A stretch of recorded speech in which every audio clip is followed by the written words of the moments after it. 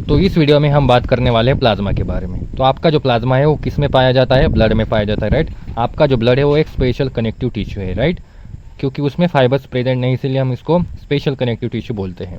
तो जो आपका ब्लड है उसमें 3 चीज़ें रहती है, फ्लूइड मैट्रिक्स, प्लाज्मा और फॉर्म एलिमेंट्स। तो जो आपका प्लाज्मा है उसके बारे में हम डिस्कस करने वाले हैं, बस उसी के बारे में। ज़्यादा हम डिटेल में नहीं जाएंगे पूरे चैप्टर के, हम बस प्लाज्मा पे फोकस करने वाले हैं। तो जो आपका प्लाज्मा है उसका कलर कैसा है? स्ट्रॉ कलर है, विस्कस फ्लूइड है। डायरेक्टली पूछ सकते हैं, नहीं पूछने के चांसेस बहुत ज़्यादा है, लेकिन आपको पता होना चाहिए एक कैरेक्टरिस्टिक्स है, उसका कलर कैसा है, स्ट्रॉ कलर है एंड विस्कस फ्लूइड है। इंपॉर्टेंट चीज़ें उसके बाद शुरू होती है। जो प्लाज्मा है वो 55% ऑफ द ब्लड में पाया जाता है। मान लो ब्लड में 3 चीज़ें हैं, फ्लूइड मैट्रिक्स है, प्लाज्मा है और फॉर्म एलिमेंट्स है। तो उसमें से 55% जगह किसके नाम पे है? प्लाज्मा के नाम पे। ये बेसिक चीज़ है, आपको पता होनी चाहिए कि आपके जो पूरा ब्लड है उसमें 55% जगह किसने ऑक्यूपाई करके रखी है? वो आपके प्लाज्मा ने ऑक्यूपाई करके रखी है, राइट। उसके बाद क्या बोलते हैं? 90 to 92% of the plasma is water. 90 to 92% of the plasma is water. इसका मतलब क्या है? अब हमने इससे पहले बात की थी ब्लड के अंदर क्या है, अब हम बात करेंगे प्लाज्मा के अंदर क्या है। तो 90 से 92% जो आपका प्लाज्मा है उसमें पानी पाया जाता है, water, it is all water. 90 से 92% plasma is water and proteins contribute to 6 to 8% of it. Plasma में 90 से 92% क्या है? पानी है।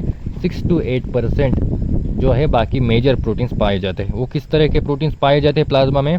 Fibrinogen, globulins and albumins. इनको पूरा रट्टा मारना है भाई, बहुत ज़्यादा इंपॉर्टेंट है। नीट में डायरेक्टली इन पे सवाल पूछ सकते हैं कि मेजर प्रोटीन्स कौन कौन से है, कौन से नहीं है, राइट। ये 3 चीज़ों के बारे में आपको पता होनी चाहिए। प्लाज्मा में ये 3 मेजर प्रोटीन्स पाए जाते हैं, फाइब्रिनोजन, ग्लोबुलिन्स एंड एल्बुमिन्स, राइट। उनके फंक्शंस भी है, आगे हम उसको भी डिटेल में देखेंगे।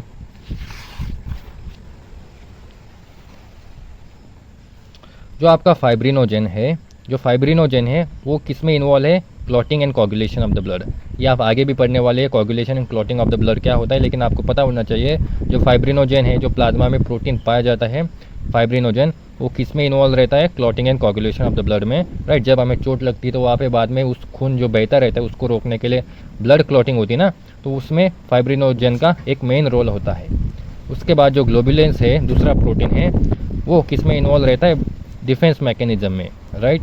आपकी बॉडी में अगर कोई फॉरेन पार्टिकल्स आते हैं, राइट, इम्यूनिटी की चीज़ों में जब हम बीमार पड़ते हैं ना, तो हमें इम्यूनिटी की ज़रूरत होती है। डिफेंस मैकेनिज्म हमारे बॉडी का स्ट्रॉन्ग चाहिए ना, उसमें कहीं ना कहीं ये जो ग्लोबुलिन्स है वो अपना रोल प्ले करते हैं।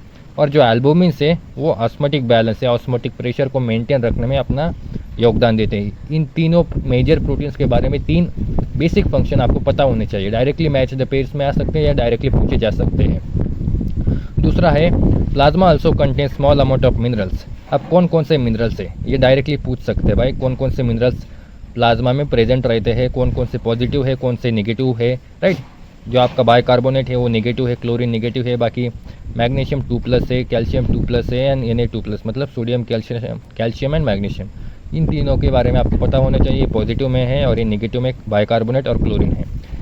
ये जो है glucose, amino acids, lipids are also present in plasma as they are always in the transit in the body. मतलब ये जो है ये भी प्रेजेंट रहते हैं आपके प्लाज्मा में, और ये प्लाज्मा में इन द सेंस हमारी बॉडी में एक ऐसा इनका चक्कर आता जाता रहता है ना, तो ये ऑलवेज इन द ट्रांजिट इसलिए बोला गया है। और ये पूछ भी सकते हैं कि कौन से मिनरल से जो always in the transit present रहते हैं, तो glucose, amino acids and lipids, ये पता होने चाहिए। ट्रांजिट इन द बॉडी मतलब always transit in the body मतलब आते रहते हैं, जाते रहते हैं, आते रहते हैं, आता जाता ऐसा। फैक्टर्स फॉर कोगुलेशन और clotting of the blood are also present. वही है, कुछ ऐसे फैक्टर्स, फाइब्रिनोजन तो प्रोटीन है, लेकिन कुछ ऐसे फैक्टर्स भी रहते हैं बॉडी में, प्लाज्मा में प्रेजेंट, जो कि अपना रोल प्ले करते हैं क्लॉटिंग ऑफ ब्लड में, राइट।